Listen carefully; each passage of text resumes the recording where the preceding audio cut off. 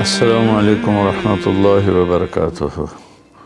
الحمدللہ وکفی وسلام علی عبادہ الذین اصطفیٰ وخاصۃ علی محمد رسول اللہ صلی اللہ تعالی علیہ وسلم۔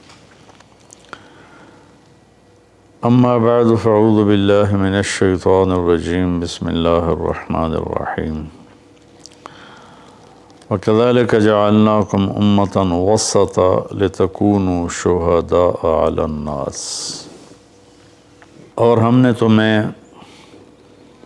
اعتدال والی امت بنایا تاکہ تم دنیا کے لوگوں کے سامنے گواہی دے سکو۔ یہ ایک آیت کا ٹکڑا میں نے پڑھا ہے۔ روزانہ کی تلاوت میں سارا قرآن تو بیان نہیں ہو سکتا، جو آیت پیش کرنی زیادہ ضروری ہوتی ہے اس کو میں کوشش کرتا ہوں ہائی لائٹ کر دوں۔ اس میں اللہ نے ہمیں زندگی گزارنے کا ایک پیمانہ دے دیا، ایک ترازو دے دیا ہے کہ ہم نے تمہیں اعتدال والی امت بنایا ہے۔ اس کی میں مثال دیتا ہوں، جیسے پہلے زمانے میں ترازو ہوتے تھے، اب تو ڈیجیٹل آ گئے۔ تو ترازو ہوتے تھے تو اس میں نا ایک کانٹا ہوتا تھا یہاں ایسے کر کے، اور ادھر دو پلڑے ہوتے تھے۔ تو جب وہ کانٹا بالکل درمیان میں ہوتا تھا، نہ ادھر جھکاؤ نہ ادھر جھکاؤ، تو اس کی اس حیثیت کو اعتدال کہتے ہیں۔ ادھر چلا جائے زیادہ تو بھی شدت پسندی، ادھر چلا جائے زیادہ تو بھی شدت پسندی۔ یوں ہو جائے دین میں بہت زیادہ، یہ بھی اللہ کو پسند نہیں۔ ایسے ہو جائے دنیا میں بہت زیادہ، یہ بھی اللہ کو پسند نہیں۔ اللہ تعالیٰ فرماتے ہیں کہ اپنی زندگی میں عدل پیدا کرو، انصاف پیدا کرو، اعتدال پیدا کرو، کہ جب دنیا میں لگو تو ایسے نہ لگو کہ تمہیں آخرت بھول جائے، تم جھوٹ کو حلال کر دو، سود کو حلال کر دو، اور سارے حرام کو کرتے چلے جاؤ کہ جی ہم تو گناہ گار ہیں، ہم تو دنیا دار ہیں۔ یہ بھی انتہا پسندی ہے، یہ اللہ کو پسند نہیں ہے۔ دنیا کی طلب ایک بڑا عمل ہے۔ اللہ کے نبی کا فرمان ہے، من طلب الدنیا حلالا، جس نے رزق حلال کمایا، جس نے دنیا کو حلال راستے سے طلب کیا، اس میں جھوٹ نہیں، اس میں دھوکہ نہیں، فراڈ نہیں، اس میں سود نہیں، اس میں ظلم اور زیادتی نہیں، اس میں وعدہ خلافی نہیں، کسی غلط چیز کی تجارت نہیں، شراب بیچتا ہے یا ڈرگز بیچتا ہے، نسل کو برباد کرتا ہے۔ تو جس نے حلال راستے سے دنیا کو کمایا، استعفافاً عن المسئلہ، کہ مجھے مانگنا نہ پڑے لوگوں سے، میں خوددار بن کے زندگی گزاروں۔ سعیاً علی اہلہ، اپنے بچوں پہ خرچ کرنے کے لیے کہ وہ عزت کی زندگی گزاریں۔ تعطفاً علی جارہ، اپنے آس پاس کے غریب لوگوں پر خرچ کرنے کے لیے، جو صبح بازار جاتا ہے اور اپنی جاب پر جاتا ہے، اپنی مزدوری پر جاتا ہے، وہ ریڑھی پر بیٹھتا ہے یا بہت بڑے پروجیکٹ کے آفس میں بیٹھتا ہے، اگر یہ چار باتیں اس کے اندر ہیں، حلال کماتا ہے، جابین رشوت نہیں لیتا، غلط کام نہیں کرتا، کسی کی فائل نہیں روکتا، بچوں پہ خرچ کرنے کے لیے اور پڑوسیوں کو نوازنے کے لیے، غریب پڑوسیوں پر خرچ کرنے کے لیے اور سوال سے بچنے کے لیے، جو دنیا کو کماتا ہے، تو اب آپ خوشخبری سنیں، لقی اللہ تعالی یوم القیامہ وجہہ مثل القمر لیلۃ البدر، قیامت کے دن وہ اللہ سے ایسے ملے گا کہ اس کا چہرہ 14ویں رات کے چاند کی طرح چمکتا ہوگا۔ تو ایسی دنیا کمانا بھی بندگی ہے۔ ریاکاری کے نفل پڑھ رہا ہو تو وہ جہنم ہے، اور ان 4 شرطوں کے ساتھ دکان پہ بیٹھا ہو، آفس میں بیٹھا ہو، ریڈی پہ بیٹھا ہو تو وہ جنت کا راستہ ہے، اللہ کو اتنا پسند ہے، کیونکہ اس میں درمیانی راستہ ہے، اعتدال والا راستہ ہے۔ اب اس میں انتہا پسندی کیا ہے؟ دوسری حدیث پیش کرتا ہوں، تعس عبد الدینار وعبد الدرہم وعبد القطیفہ، تعس وانتکس وإذا شیک فلن تقش، ان اعطی رضی وإن لم يعط سخط۔ اب نے فرمایا دینار کا چاہنے والا، دینار کا غلام چاہت تو سب کی ہے، سونے کا غلام ہلاک ہو جائے، چاندی کا غلام ہلاک ہو جائے۔ اللہ نے کائناتی معیشت کو، اکانومی کو سونے چاندی کے گرد گھمایا ہے، یہ اللہ کی اپنی قدرت ہے۔ تو اب یہ انتہا پسندی آ رہی ہے، جس نے آپ نے کہا ہلاک ہو جاتا ایسا، کون؟ عبد الدینار، سونے کا غلام، چاندی کا غلام، اور زیب و زینت کا غلام، اسیسریز کا غلام، کہ حلال رزق میں ایسی نہیں مل رہا تو چلو کوئی ڈنڈی مار لو، کوئی رشوت لے لو، کوئی جھوٹ بول کے سودا بیچ لو، یہ ہے۔ تو اس کے لیے آپ نے بد دعا فرمائی۔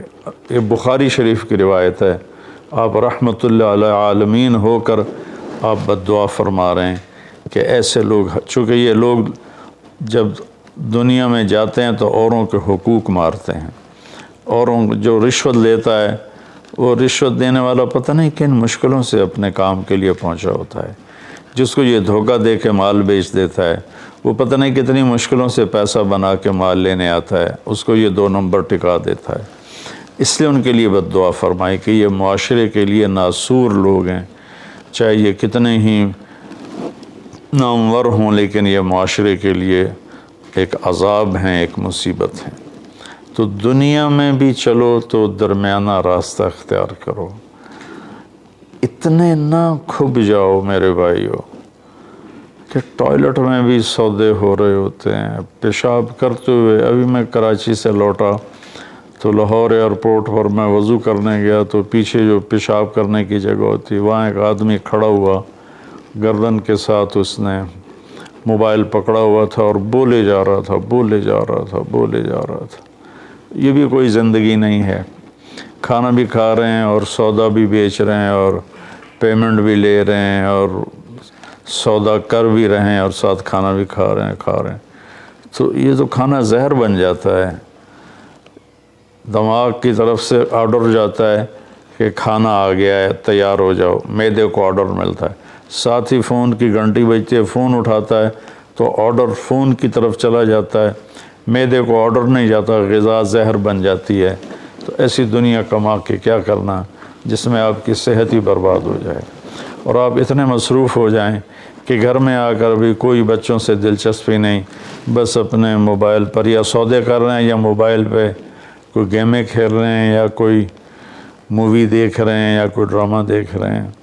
کتنی مائیں ہیں جو اس طرح اپنے بچوں کو جھٹک دیتی ہیں، وہ ڈرامہ دیکھ رہی ہوتی ہیں یا کوئی مووی دیکھ رہی ہوتی ہیں یا کوئی کلپ دیکھ رہی ہوتی ہیں، تو بچہ آتا ہے تو اس کو ہوں ہاں کر کے ٹال دیتی ہیں۔ میرے بھائیو، میری بہنوں، اپنی زندگی کو وہ درمیان میں لاؤ، درمیان۔ میں ایک آپ کو مثال دیتا ہوں، گاڑی کے چاروں ٹائر میں ہوا بیلنس ہو تو گاڑی صحیح چلتی ہے، چاہے ایف ایکس کیوں نہ ہو، اور اگر ہوا اوپر نیچے ہے، بیلنس نہیں ہے، تو مرسڈیز بھی ہوگی تو وہ چلنے میں آپ کو تکلیف دے گی۔ ایک گاڑی ہے، انسان بھی، اس کو بھی بیلنس آف لائف چاہیے۔ یہ گھر میں آؤ تو گھر کے ہو جاؤ، فون آف کر دو اور اپنے بچوں سے بات کرو، بیوی سے بات کرو، ان کے ساتھ بیٹھو، ان سے گپ شپ کرو اور گھر کی باتیں کرو، گھر کے مسائل ذکر کرو، باہر کے مسائل کو گیٹ پہ چھوڑ کے آ جایا کرو۔ تو یہ تو دنیا ہے نا، اللہ نے اس میں ناپسند کیا ہے کہ ہم اپنے آپ کو زیادہ کھو پائیں، لیکن دین میں بھی اللہ نے ناپسند کیا ہے کہ ہم اس میں زیادہ لگ جائیں۔ لا تغلوا فی دینکم، اپنے دین میں انتہا پسندی پہ مت جاؤ۔ اللہ نے اپنے محبوب سے فرمایا فلا تذهب نفسك علیہم حسرات، میرے نبی آپ ان غیر مسلموں کو تبلیغ کرتے ہوئے اتنا دکھ نہ اٹھائیں کہ آپ خود آہیں بھرتے بھرتے فوت ہو جائیں۔ اللہ نے اپنے نبی سے فرمایا، نماز لمبی کی تو اللہ نے اس سے منع فرما کر فرمایا کہ ما انزلنا علیک القرآن لتشقی۔ اللہ نے اپنے نبی سے اعتدال مانگا، لا تبسطھا کل البسط، میرے نبی آپ مال خرچ کریں لیکن سارا نہ خرچ کریں، کچھ بچا کے بھی رکھیں۔ اللہ نے اپنے محبوب سے فرمایا، اس لیے تو اللہ نے زکوٰۃ کا نظام چلایا۔ تو اور ایک حدیث پہ پیش کرتا ہوں، 3 صحابہ آئے حضرت عائشہ رضی اللہ عنہ کے پاس کہ اللہ کے نبی کی رات کیسی ہوتی ہے، تو انہوں نے فرمایا کہ سوتے بھی ہیں اور اٹھتے بھی ہیں، نفل بھی پڑھتے ہیں، بلکہ آپ کی بہت خوبصورت عادت تھی جب آپ تہجد سے فارغ ہو جاتے تو یوں کر کے لیٹ جاتے، ایسے کر کے، اور حضرت عائشہ رضی اللہ تعالیٰ عنہ بھی اٹھ جاتی تو آپ ان کے ساتھ اسی حال میں باتیں کرتے، گپ شپ لگاتے۔ تہجد کے وقت میں اپنی بیگم سے پیار محبت کی باتیں ہو رہی ہیں، اتنے میں حضرت بلال اذان دیتے تو آپ اٹھ کے 2 رکعت سنت ادا کرتے اور نماز پڑھانے کے لیے مسجد تشریف لے جاتے تھے۔ تو اتنی اعتدال کی لائف تھی، ہنسی مذاق فرماتے تھے، اور حضرت عائشہ رضی اللہ عنہ کو لقمے بنا کے کھلاتے تھے، ان کو آٹا گوندھ کے دیتے رہے جب تک حضرت عائشہ رضی اللہ عنہ کو آٹا گوندھنا نہیں آیا، کہ وہ چھوٹی عمر میں ان کی شادی ہوئی تھی۔ تو انہوں نے جب یہ سنا تو کہنے لگے وہ تو اللہ کے نبی ہیں، وہ تو کچھ بھی نہ کریں، بخشے بخشائے ہیں، ہمیں تو کچھ کرنا چاہیے، کیا کریں؟ ایک نے کہا میں ساری رات نہیں سوؤں گا، نفل پڑھوں گا، کتنی اچھی نیت کی ہے۔ دوسرے نے کہا میں ساری زندگی روزے رکھوں گا، کبھی افطار نہیں کروں گا، کتنی اچھی نیت ہے۔ تیسرے نے کہا میں شادی نہیں کروں گا، بس اللہ کی عبادت کروں گا اور اللہ کے راستے میں جہاد کروں گا، کتنی اچھی نیت ہے۔ آپ کو پتہ چلا تو آپ نے تینوں کو بلا لیا، تو آپ نے ان کو ڈانٹ پلائی، تم میرے اللہ کو مجھ سے زیادہ جانتے ہو، تم میرے اللہ سے مجھ سے زیادہ ڈرتے ہو، زیادہ تقوی والے ہو، میں تم میں سب سے زیادہ اپنے اللہ کو جانتا ہوں، سب سے زیادہ اللہ سے ڈرتا ہوں، میں کھاتا بھی ہوں، روزہ بھی رکھتا ہوں، میں نے شادی بھی کی ہے، میں سوتا بھی ہوں اور میں جاگتا بھی ہوں، اور میں نے آپ نے تو 11 شادیاں کی، 9 بیویاں زندہ تھیں جب آپ دنیا سے تشریف لے گئے، تو آپ کی ایک خوبصورت زندگی تھی ان کے ساتھ۔ تو آپ نے تینوں کو ڈانٹا اور فرمایا کہ اعتدال کے ساتھ چلو، جس نے کہا میں شادی نہیں کروں گا شادی کرے، جس نے کہا میں روزہ نہیں چھوڑوں گا وہ روزہ چھوڑے، کہ مہینے میں 3 روزے رکھو بس، 13، 14، 15، اور جس نے کہا میں رات سوؤں گا نہیں وہ آرام بھی کرے اور اٹھے بھی صحیح۔ تو یہ زندگی اعتدال والی اللہ کو تو دین میں انتہا پسندی اچھی نہیں لگتی، اور اللہ نے اس کو رد فرمایا۔ ہمارے بعض نادان دوست قربانی کے نام پر پورے گھر کو اجاڑ دیتے ہیں اور انہیں احساس بھی نہیں ہوتا کہ کتنا بڑا نقصان کر رہے ہیں۔ سب سے بڑا تقاضا اسلامی تاریخ میں جنگ بدر کا ہے، اس سے بڑا تقاضا قیامت تک نہیں آئے گا، کہ جن کے بارے میں اللہ کے نبی کی وہ گواہی ہے جو قیامت تک کسی کے لیے نہیں، ان تہلک هذه العصابة فلن تعبد، میرے رب اگر آپ نے اس جماعت کو ہلاک کر دیا تو پھر آپ کا نام لینے والا کوئی نہیں بچے گا۔ اتنی بڑی گواہی 313 کی، اور یہ اتنا بڑا تقاضا تھا اور اتنا بڑا یہ اس وقت اہم اور ضروری کام تھا۔ آپ نکلے اور ذوالحلیفہ 7 میل دور ہے، جب وہاں پہنچے تو حضرت عثمان اور اسامہ رضی اللہ عنہما کو آپ نے واپس بھیج دیا کہ آپ کی بیگم حضرت رقیہ رضی اللہ تعالیٰ عنہ وہ حضور صلی اللہ تعالیٰ علیہ وسلم کی دوسرے نمبر کی بیٹی تھیں۔ حضرت زینب پہلے نمبر پر، حضرت رقیہ دوسرے نمبر پر، ام کلثوم تیسرے نمبر پر، حضرت فاطمہ چوتھے نمبر پر۔ تو بیمار، ان کو چیچک نکل آیا تھا، تو ان کو وہاں سے واپس بھیجا کہ جاؤ تم رقیہ کی تیمارداری کرو۔ وہ جنگ بدر میں شریک نہیں ہوئے، میرے نبی نے واپس کیا، لیکن جنگ بدر کے شریک صحابہ میں ان کا نام لکھوایا، دونوں کا۔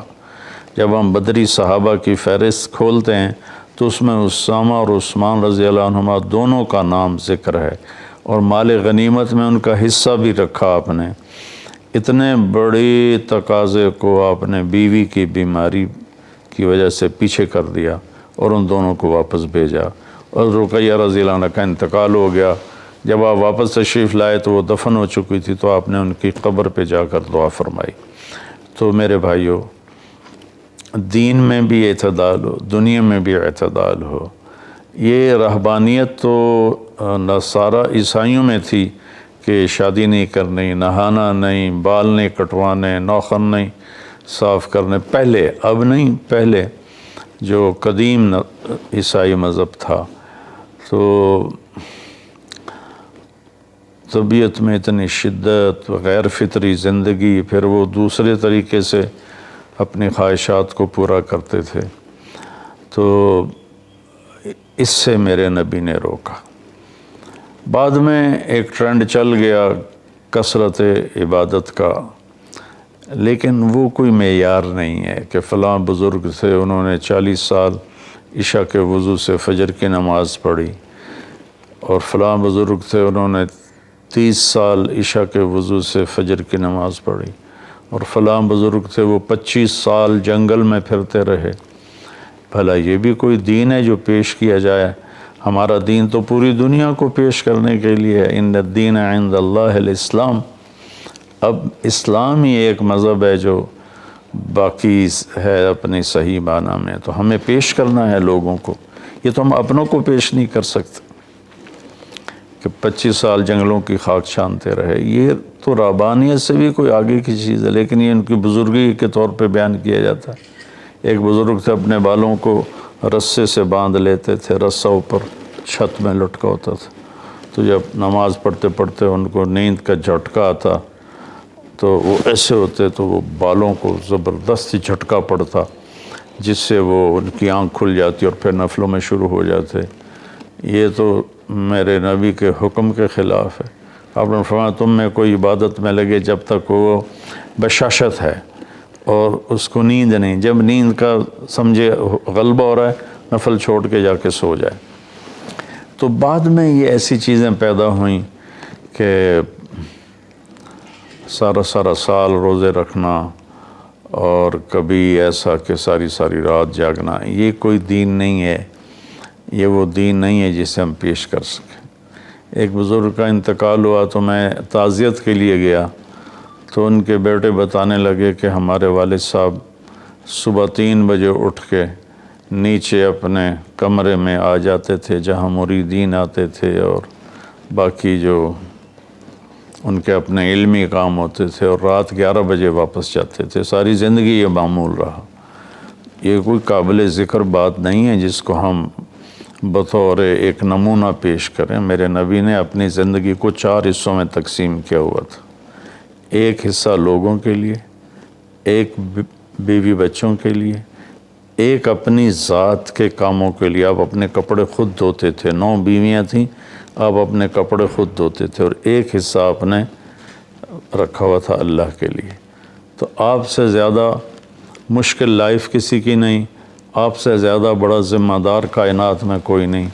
آپ نے زندگی کو 4 حصوں میں ڈیوائڈ کیا ہوا تھا، تو اگر ہم دنیا میں لگتے ہیں تو حلال حرام بھول جاتے ہیں، جھوٹ سچ بھول جاتے ہیں، دھوکہ دیانت کو بھول جاتے ہیں، اور دین میں لگتے ہیں تو بچے بیوی بھول جاتے ہیں، اپنے کام کاروبار بھول جاتے ہیں۔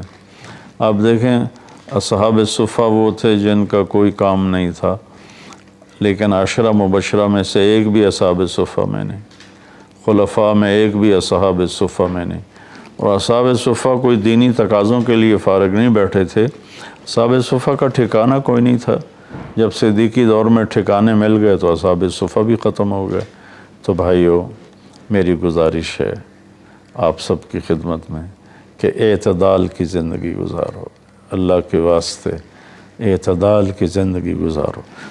ایک صحابی آئے، بڑے مالدار تھے، کپڑے ان کے پرانے بھی تھے اور بڑے گھٹیا قسم کے تھے اور میلے بھی تھے۔ آپ نے ان سے فرمایا کیا ہوا، غریب ہو گئے ہو؟ کہا جی نہیں۔ آپ نے فرمایا تو اللہ نے جو تجھے دیا ہے تو وہ چاہتا ہے کہ اللہ تیرے اوپر اس کا اثر دیکھے، اٹھو جا کے کپڑے تبدیل کر کے آؤ۔ آپ نے ان کو واپس بھیجا، ان کے کپڑے تبدیل کروائے۔ تو یہ کہ کسی کو اللہ رزق دیتا ہے، وہ اچھے کپڑے پہنتا ہے، اچھی سواری استعمال کرتا ہے، اچھے گھر میں رہتا ہے، اپنا کاروبار دیکھتا ہے، اس کو دنیا داری نہیں کہتے۔ دنیا داری تو جھوٹ اور فراڈ اور حرام اور رشوت، جتنے غلط راستوں سے جو جانا ہے کاروباری زندگی میں، یہ دنیا داری ہے۔ عبد الرحمن بن عوف رضی اللہ تعالیٰ عنہ نے وراثت میں اتنا سونا چھوڑا کہ بچوں میں تقسیم کرنے کے لیے وراثت کو کاٹتے کاٹتے آریاں ٹوٹ گئیں۔ 1000 گھوڑے، 10,000 بکریاں اور 1000 اونٹ، یہ مال مویشی ان کے پاس تھے، اور زمینیں الگ تھیں، لیکن وہ 10 بڑے صحابہ میں ہیں، ٹاپ 10 صحابہ میں ہیں۔ تو بھائیو، رمضان کا مہینہ ہے، اللہ سے مانگیں کہ اللہ ہمیں اعتدال والی زندگی نصیب فرمائے۔ السلام علیکم۔